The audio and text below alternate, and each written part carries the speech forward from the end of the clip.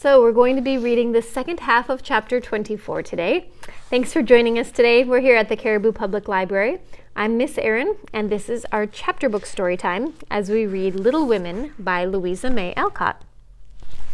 So the second half of chapter 24, it was discussing the modest but humble home that John and Meg are preparing for after their wedding. What happy times they had planning together, what solemn shopping excursions, what funny mistakes they made, and what shouts of laughter arose over Laurie's ridiculous bargains. In his love of jokes, this young gentleman, though nearly through college, was as much of a boy as ever. His last whim had been to bring with him, on his weekly visits, some new, useful, and ingenious article for the young housekeeper. Now, a bag of remarkable clothespins.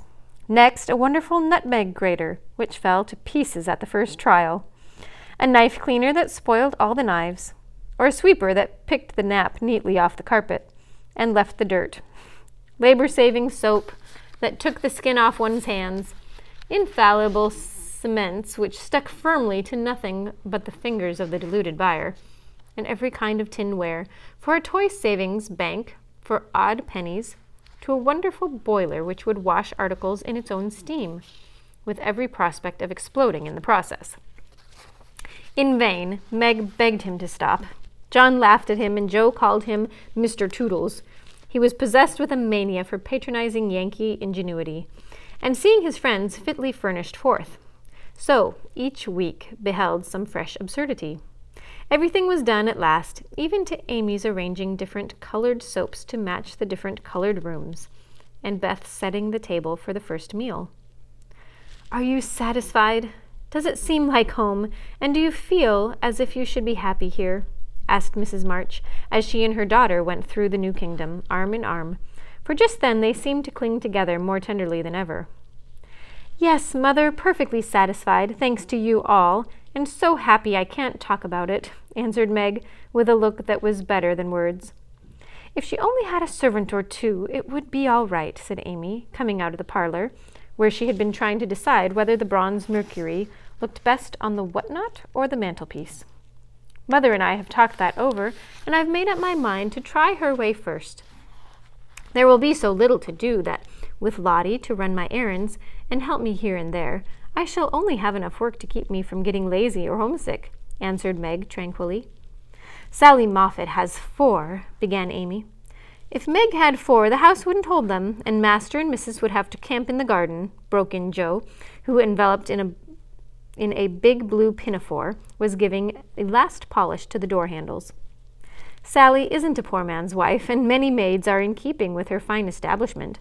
Meg and John begin humbly, but I have a feeling that there will be quite as much happiness in the little house as in the big one. It's a great mistake for young girls like Meg to leave themselves nothing to do but dress and give orders and gossip. When I was first married, I used to long for my new clothes to wear out or get torn so that I might have the pleasure of mending them, for I got hardly sick doing fancy work and tending my pocket handkerchief. Why didn't you go into the kitchen and make messes, as Sally says she does, to amuse herself? Though they never turn out well, and the servants laugh at her," said Meg. "I did, after a while, not to mess, but to learn of Hannah how things should be done, that my servants need not laugh at me. It was play then, but there came a time when I was truly grateful that I not only possessed the will, but the power to cook wholesome food for my little girls, and to help myself when I could no longer afford to hire help. You begin at the other end, Meg dear, but the lessons you learn now will be of use to you by and by, when John is a richer man, for the mistress of a house, however splendid, should know how the work ought to be done, if she wishes to be well and honestly served." "Yes, Mother, I'm sure of that," said Meg, listening respectfully to the little lecture, for the best of women will hold forth upon the all-absorbing subject of housekeeping. "Do you know, I liked this room best of all in my baby house," added Meg, a minute after, as they went upstairs and she looked into her well-stored linen closet. Beth was there, laying the snowy pile smoothly on the shelves and exulting over the goodly array. All three laughed as Meg spoke, for that linen closet was a joke. You see, having said that if Meg married that Brooke, she shouldn't have a cent of her money, Aunt March was rather in a quandary when time had appeased her wrath and made her repent her vow.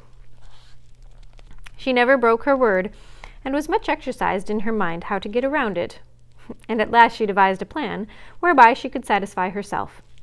Mrs. Carroll, Florence's mamma, was ordered to buy, have made, and marked a generous supply of house and table linen, and send it as her present. All which was faithfully done, but the secret leaked out, and was greatly enjoyed by the family, for Aunt March tried to look utterly unconscious, and insisted that she could give nothing but the old-fashioned pearls long promised to the first bride. That's a housewifely taste, and I'm glad to see. I had a young friend who set up housekeeping with 6 sheets, but she had finger bowls for company, and that satisfied her, said Mrs. March, patting the damask tablecloths with a truly feminine appreciation of their fineness. I haven't a single finger bowl, but this is a set-out that will last me all my days, Hannah says, and Meg looked quite contented, as well she might. Toodles is coming, cried Joe from below, and they all went down to meet Laurie, whose weekly visit was an important event in their quiet lives. A tall, broad-shouldered young fellow, with a cropped head, a felt basin of a hat, and a fly-away coat, came tramping down the road with a great pace, walked over the low fence, without stopping to open the gate, straight up to Mrs. March, with both hands out, and a hearty, "Here I am, Mother! Yes, it's all right." The last words were in answer to the look the elder lady gave him, a kindly questioning look, which the handsome eyes met so frankly that the little ceremony closed as usual with a motherly kiss. For Mrs. John Brooke, with the maker's congratulations and compliments. Bless you, Beth. What a refreshing spectacle you are, Joe. What a refreshing spectacle. Amy, you are getting altogether too handsome for a single lady. As Laurie spoke, he delivered a brown paper parcel to Meg, pulled Beth's hair ribbon, stared at Joe's big pinafore, and fell into an attitude of mock rapture before Amy. Then shook hands all round, and everyone began to talk. "Where's John?" asked Meg anxiously. "Stopped to get the license for tomorrow, ma'am." "Which side won the last match, Teddy?" inquired Joe, who persisted in feeling an interest in manly sports despite her 19 years. "Ours, of course. Wish you'd been there to see." "How is the lovely Miss Randall?" asked Amy with a significant smile. "More cruel than ever. Don't you see how I'm pining away?" And Laurie gave his broad chest a sounding slap, and heaved a melodramatic sigh. "What's the last joke? Undo the bundle and see, Meg." "Oh, and see, Meg," said Beth, eyeing the knobby parcel with curiosity. "It's a useful thing to have in the house in case of fire or thieves," observed Laurie, as a small watchman's rattle appeared amid the laughter of the girls. "Any time when John is away and you get frightened, Mrs. Meg, just swing out the front window and it will rouse the neighborhood in a jiffy. Nice thing, isn't it?" answered Laurie, as he gave them a sample of its powers that made them cover their ears. "There's gratitude for you. Ah, and speaking of gratitude, reminds me to mention that you may thank Hannah for saving your wedding cake from destruction.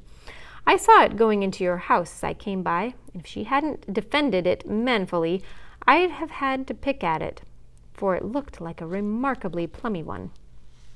"I wonder if you will ever grow up, Laurie," said Meg in a matronly tone. "I'm doing my best, ma'am, but I can't get much higher, I'm afraid, as 6 feet is about all men can do these degenerate days," responded the young gentleman, whose head was about level with the little chandelier. "I suppose it would be profanation to eat anything in this brand-new bower, so I'm tremendously hungry, and I propose an adjournment," he added presently. "Mother and I are going to wait for John. There are some last things to settle," said Meg, bustling away. "Beth and I are going over to Kitty Bryant's to get more flowers for tomorrow," added Amy, tying a picturesque hat over her picturesque curls, and enjoying the effect as much as anybody. "Come, Joe, don't desert a fellow. I'm in such a state of exhaustion I can't get home without help. Don't take off your apron, whatever you do. It's peculiarly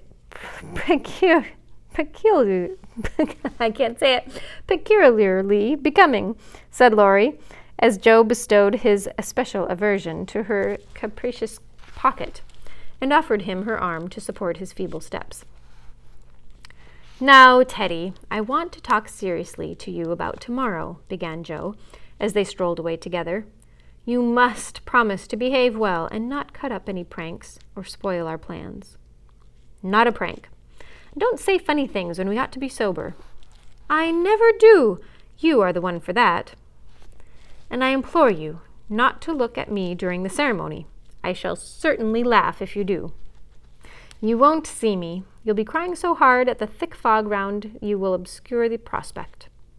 I never cry unless it's for some great affliction. Such old fellows going to college, eh? Cut in Laurie with a suggestive laugh. Don't be a peacock. I only moaned a trifle to keep the girls company.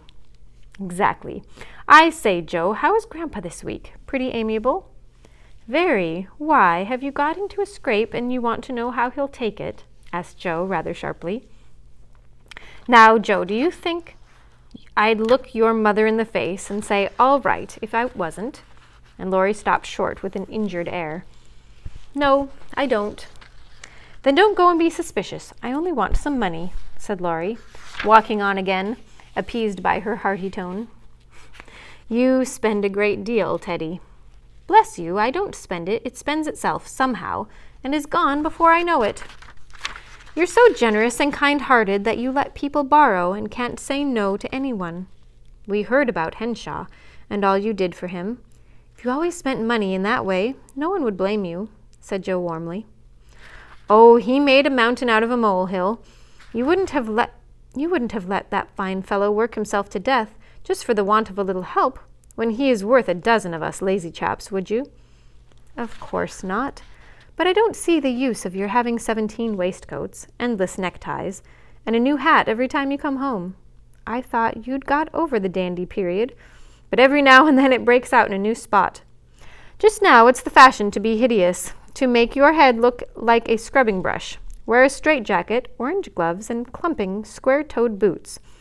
If it was a cheap ugliness, I'd say nothing, but it costs as much as the other, and I don't get any satisfaction out of it.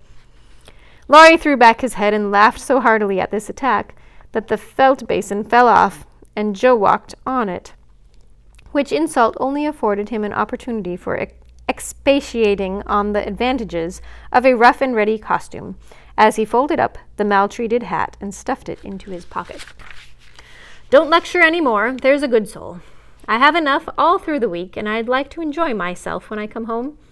I'll get myself up regardless of expense tomorrow, and be a satisfaction to my friends. I'll leave you in peace if you'll only let your hair grow. I'm not aristocratic, but I do object to being seen with a person who looks like a young prize-fighter, observed Joe severely. This unassuming style promotes study. That's why we adopt it, returned Laurie, who certainly could not be accused of vanity, having voluntarily sacrificed a handsome curly crop to the demand for 1/4 of an inch long stubble. By the way, Joe, I think that little Parker is getting really desperate about Amy. He talks of her constantly, writes poetry, and moons about in a most suspicious manner. He'd better nip his little passion in the bud, hadn't he? Asked Laurie in a confidential, elder brotherly tone, after a minute's silence. Of course he had. We don't want any more marrying in this family for years to come. Mercy on us, what are the children thinking of? And Joe looked as much scandalized as if Amy and the little Parker were not yet in their teens. It's a fast age, and I don't know what we are coming to, ma'am.